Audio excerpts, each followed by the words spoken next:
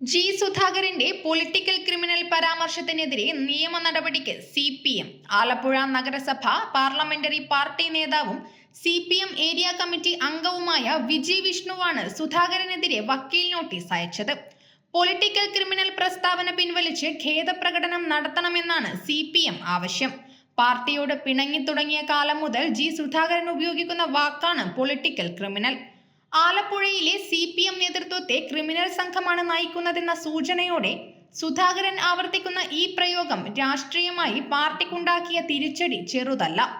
തിരഞ്ഞെടുപ്പ് ജയത്തിന് ശേഷവും സുധാകരൻ ഈ പ്രയോഗത്തിൽ നിന്ന് പിന്നോട്ടില്ലെന്ന് വ്യക്തമായതോടെയാണ് പാർട്ടി നിയമവഴി തേടുന്നത്. MLA എന്ന നിലയിൽ പങ്കെടുക്കുന്ന പൊതുവേദികളിൽ CPMനെതിരെ സുധാകരൻ സംസാരിച്ചാൽ പ്രതിരോധിക്കുമെന്ന് CPM പ്രഖ്യാപിച്ചിരുന്നു. ഇതിനു പിന്നാലെയാണ് നിയമവഴിയിലൂടെയും സുധാകരന്റെ വായടപ്പിക്കാനുള്ള പാർട്ടി നീക്കം. News bureau, Kannur media.